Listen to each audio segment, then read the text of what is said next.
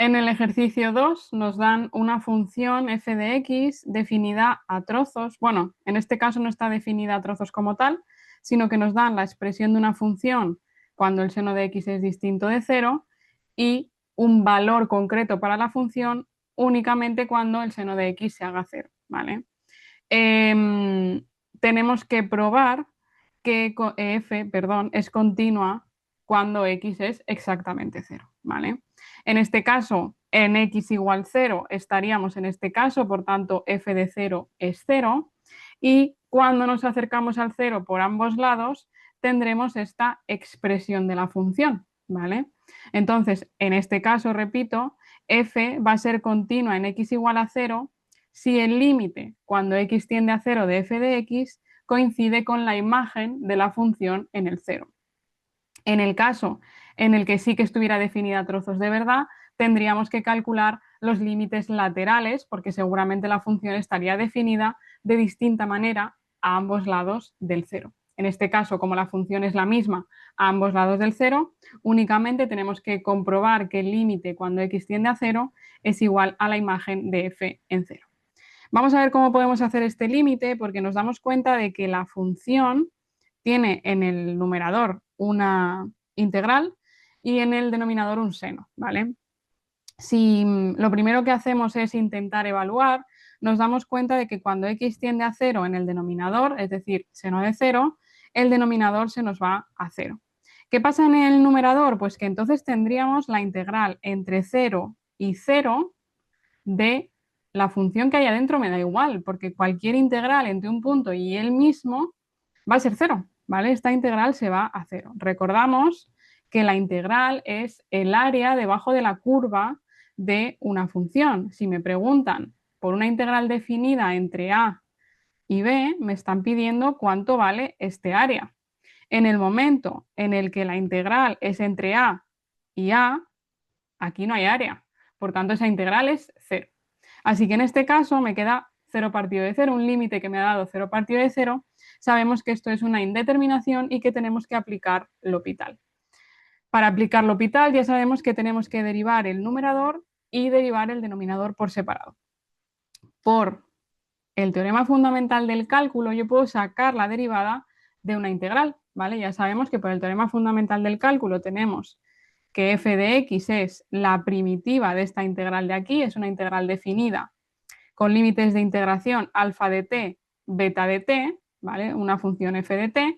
Entonces yo puedo obtener la derivada de la primitiva como evaluar la f dentro de la integral en el límite superior de integración por la derivada del límite superior de integración menos f evaluada en el límite inferior de integración por la derivada del límite inferior de integración.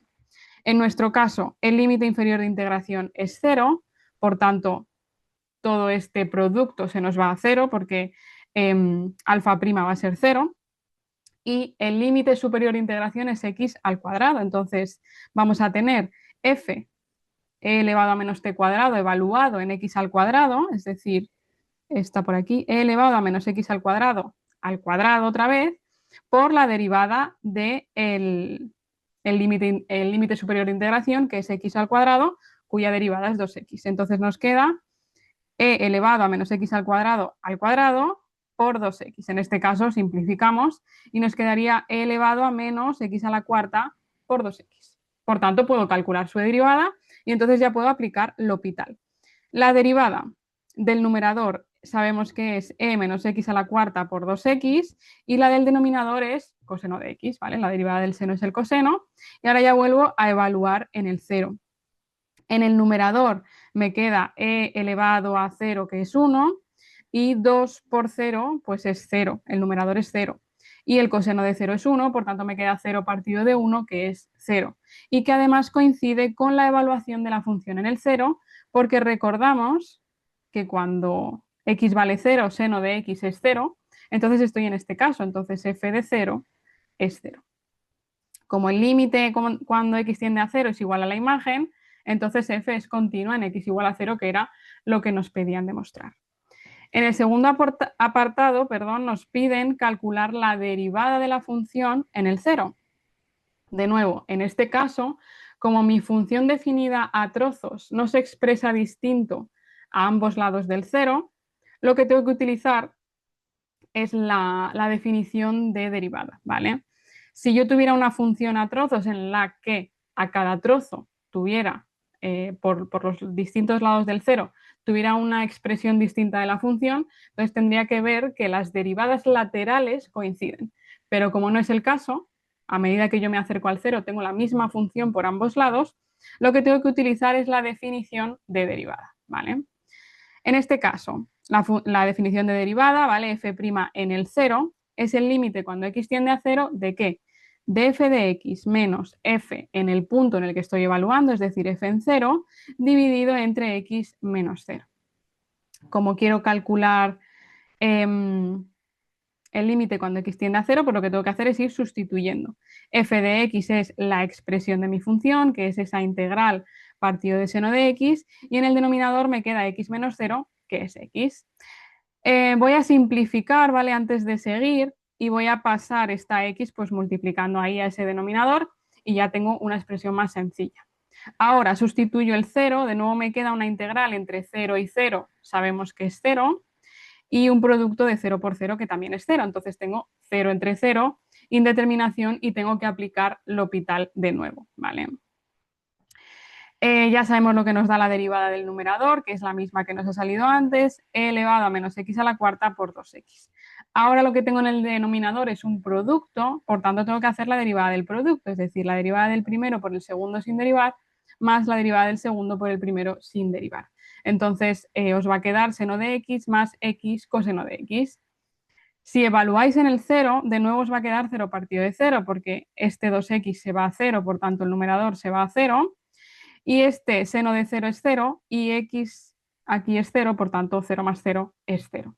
De nuevo, 0 partido de 0 tenemos indeterminación y tengo que hacer L'Hopital de nuevo, así que vuelvo a derivar el numerador por un lado y el denominador por otro. Ahora en el numerador vuelvo a tener un producto, así que tengo que hacer la derivada del producto. La derivada del primero por el segundo sin derivar, más la derivada del segundo por el primero sin derivar, ¿vale? Y en el denominador ahora tengo una suma con un producto, de nuevo pues tengo que hacer la derivada correspondiente. En este caso, ¿vale? Me queda esto de aquí, y si ahora evalúo en el 0, este primer sumando se me va a 0 porque aquí tengo una x, pero este siguiente me queda 2 por e elevado a 0, que es 1, entonces me queda 2 en el numerador. Y en el denominador aquí tengo un 0, así que esto se me va, pero me queda 2 por coseno de 0, que es 1, entonces 2 por 1 también es 2, así que me queda 2 partido de 2 y todo me queda igual a 1. Por tanto, la derivada de f en el 0 es exactamente 1.